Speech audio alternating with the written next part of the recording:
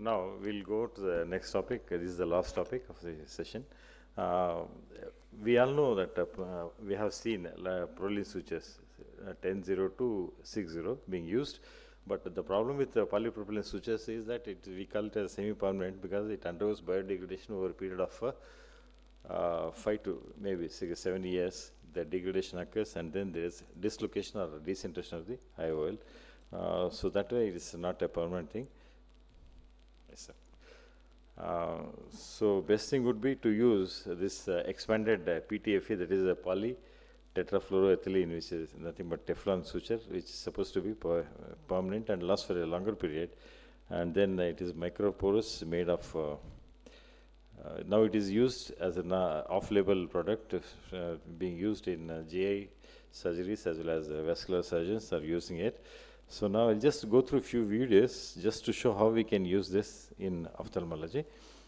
So this is the Gore-Tex suture with atraumatic needle, and then so opposite, just diagonally opposite points on the cornea you mark, and then the suture is passed onto the eyelets of the, or the haptics of the AIOS lens, which has got 4 haptics. And now this is about 4 millimeters on either side, about 1.75 millimeters from the surgical limbus, 4 millimeters, that is the length of the haptics. The distance between the haptics is that much, is made using a 23 gauge trocar, and now the suture is externalized using the forceps. And since it is done with AC maintainer, so we can always monitor we need not use the viscoelastic here. And now the suture is tied on either side. The titration is before finalizing the tie, so the titration is just on either side, so that IOL is well centered. And now under the conjunctiva, the nut is going to be there, but it doesn't erode as we see in other cases. So this is closed like this. This is another situation where, I mean, using the PMMA skill fixated IOL, where the eyelet is thicker. So on either side of the eyelet, using the 4-point fixation. So we can use this. And then using the same technique, the lens is implanted, and then the suture is tied. We can also use a Hoffman's pocket in case if you want to bury the knot, so that can also be used, which I don't have a video on that.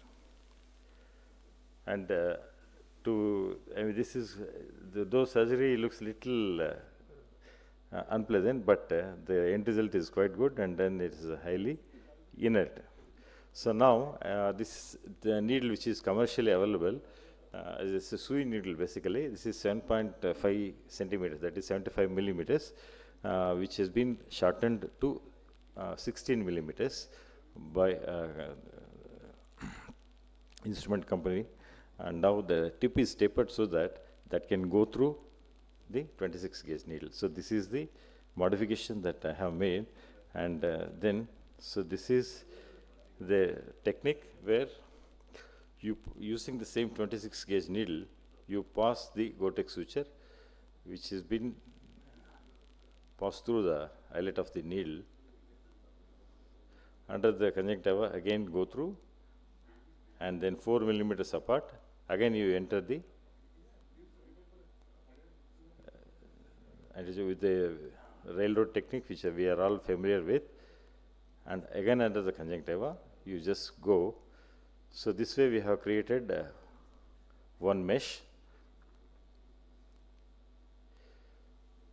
So that will be under the conjunctiva, because so another mesh is created just exactly perpendicular to that, and so this is what we call as you can say artificial bag.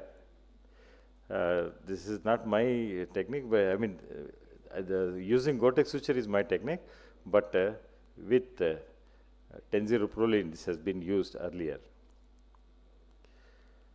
So now you have created a mesh, and you can use the mesh for implanting the lens. The regular 3-piece IOL is placed in the sulcus, and then the optic is captured. So it basically there are two meshes, one above, one below. So the optic is going to sit exactly in the interface, whereas the haptics are in the sulcus. So this is using artificial. So what next? We can also use the same thing for toric coils and multifocal IOLs, and so that's it. So thank you for your patient listening.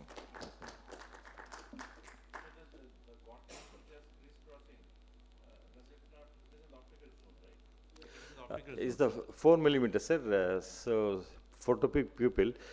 No, I understand. I know what you're coming at. I mean, see, it's photopic pupil. Probably when it dilates a little bit, the suture is exposed. But so far, patients have not complained about the glare and other things. Is that what? Very beautiful, Dr. Satyamurthy.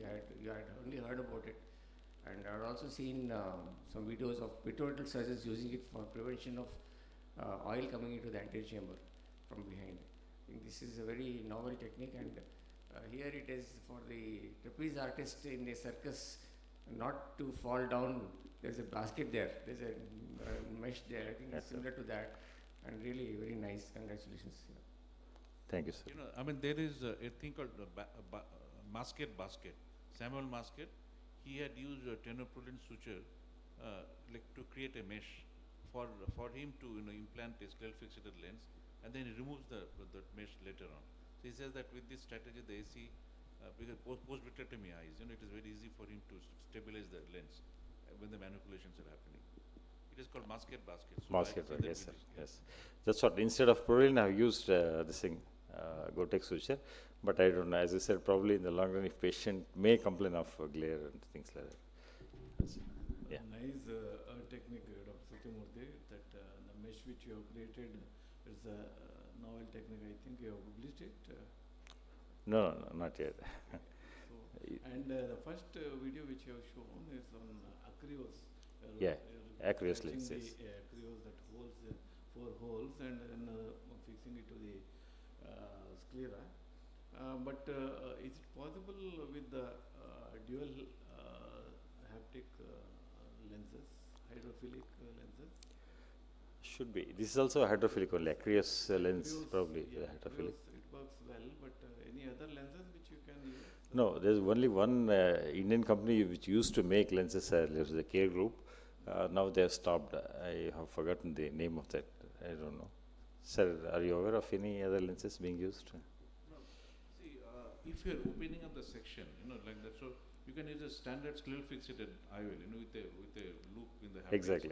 We That's do it. routinely such cases where when a rigid lens has to be expanded, and then what we do is remove one needle and do all the looping like intraocularly, and then pass the residual needle from the 2 sclerotomy ports on each side. So pass the needle through the sclerotomy port, and when you tie the knot automatically goes inside the sclerotomy port. It is buried under the sclerotomy. So there is absolutely fantastic results post-operatively. There's no chance of erosion. Very well centered intraocular lens. So instead of Proline, now we switched over to Gore-Tex, and this is the manipulation. The 4 sclerotomies, they make it very elegant, Yes. very fast also. Correct, sir.